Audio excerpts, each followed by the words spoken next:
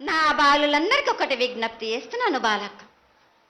నన్ను కొల్చేవారే కాదు, నా అలంకరణ చేసేవాళ్ళు కానీ, నా ముందుండే వాళ్ళే కానీ నాకు మాత్రం తప్పనిసరిగా విధి విధానంగా నాకు జరిపించండి.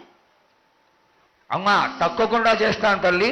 అదే విధంగా గ్రామ పెద్దలు, నగర పెద్దలు, కౌరులు, భక్తులు అందరూ నీకు ఎంతో ఘనంగా ఈ 3 సంవత్సరాల కంటే కూడా 100 రెట్లు ఎక్కువగా భక్తజన సందోహాన్ని ఆలయానికి వచ్చి ఎంతో గొప్పగా పూజలు చేశారు. ఈ పూజల యొక్క సంతోషాన్ని తెలియజేయ తల్లి.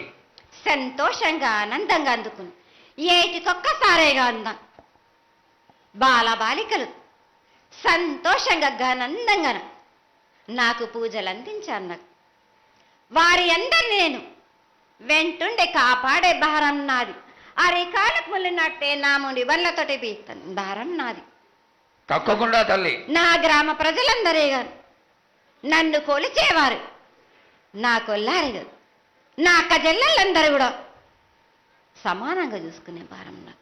తప్పకుండా తల్లి. ఏటికొక్కసారే కాదు, నన్ను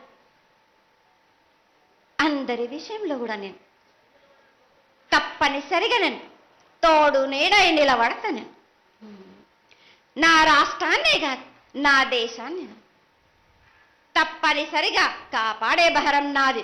కానీ ఒక్కటి మాత్రం గుర్తించుకోండి, మీరు రాబోయే రోజుల్లో మహమ్మారి కూడా వెంటాడుతుంది. మీరు మాత్రం జాగ్రత్తగా ఉండండి. మీరు పాటించవలసినవి పాటించండి. అగ్ని ప్రమాదాలు కూడా జరుగుతాయి. వీటి గురించి కూడా తప్పనిసరిగా ముందే హెచ్చరిస్తున్నా నేను.